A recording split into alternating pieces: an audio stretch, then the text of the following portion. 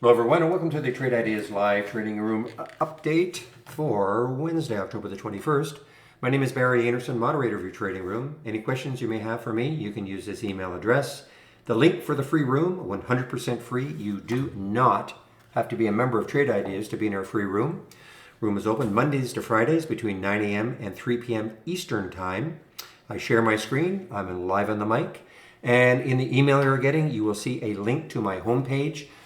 If you click on that link, you'll see a promo code for a discount off first month only, or the entire year of a Trade Idea subscription. You'll see some webinar links. You'll see the Trade of the Week link and some other educational links. So let me tell you about a trade I took today that I don't often do. ASTC. And the reason I don't often do this, it was more the timing of it than anything. If you've been in the room, you know that I really don't like taking trades in the first 15 minutes. I like to see things settle down just a little bit.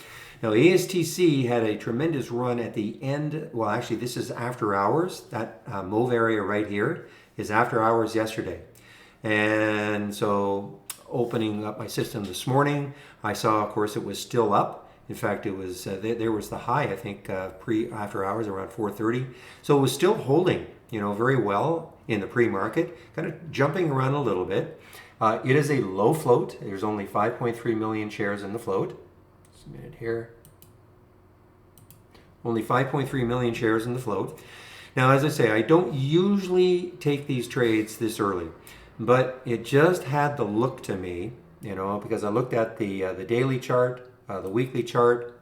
Sorry, the weekly chart had, just got to drag it over here. Weekly chart had, no resistance really. Okay, I mean, remember it was up in this area here, no resistance. So I thought, you know what? If it takes out the high right there, I'm going to take this trade. And so that's the pre-market high right there that we have. Now, somebody might say, 7 o'clock, that's when we start getting our data. I'm not sure if the pre-market high was any earlier than 7 in the morning, but at any rate, this is where my area was. So I ended up taking trade, not quite there. It ran so quickly, but I thought I'd take a flyer on it and got into the trade at 562, and it popped all the way up over 6, and I got out on an average of about 590, and then it had the big descent.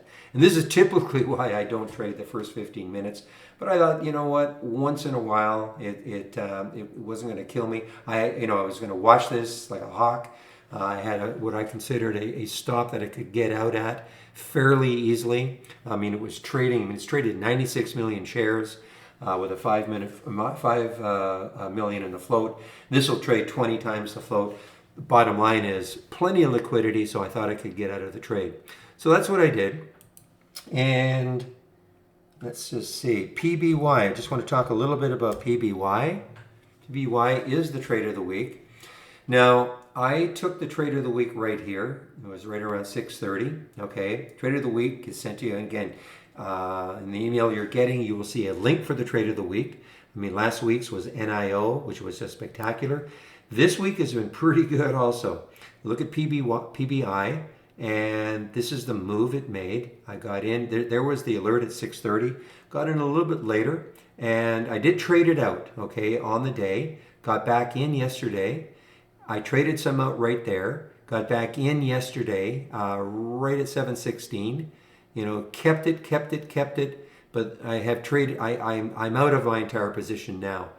One of the reasons is that it started to follow the SPY a little bit more, okay? You have to understand on this day right there, let me see if I can expand this 15-minute chart a bit. Okay. So remember, this day here is what the SPY was doing, okay, on that day. I mean, look what PBI was doing, completely counter to the SPY. I mean, basically on a mission of its own. And I thought that was highly impressive because, this is an old school company. I don't think that many people pay attention to it, probably don't even know, unless you've been around for a while, you didn't know that Pitney Bowes, I mean, they made copiers and things like that. But I don't think that, this is a company that a lot of people know anymore. But anyway, this is what it was doing while the SPY was doing this. So that is what got me really interested, and that's why I took it that day. And then yesterday, I mean, the SPY was, chopped down a little bit at the beginning. It did move higher, but look what Pitney Bow did. It kept going higher and higher and higher. Basically, as we call it, the alpha stock. It doesn't care what the rest of the market is doing. Today, it looks like it's carrying a little bit more what the market is doing. So that got me a little bit concerned. So that's why I'm totally out of the trade. And I could get back in. My get back in could be up at 730 odd, 740. And why would I do that? Well, let's just take a look at probably have to look at the monthly chart. If you look at the monthly chart, you can see right up here, right in this area here is around 850. So that could be the next area of resistance. Okay, so I mean, if I get in at around 740, that's still $1 away. And so that would be my target of, if it got close to there, I'd probably be selling some anyway. And who knows, I mean, maybe it pops right through. Or the play might be over. I mean, we just don't know right now. But I'll certainly be watching it tomorrow. If the market, the market right now is just kind of chopping around a bit. And so PBI could come back later in the day, in which case I might take the trade if it gets back into the 740s. All right, that is about it. I want to get back into the room. So close down this chart, bring back the capture program. All right, if you have any questions for me, you can use this email address. Link to the free room. Again, it's 100% free. And I will open the room tomorrow at 9 o'clock Eastern Time. I hope to see you then. Bye-bye.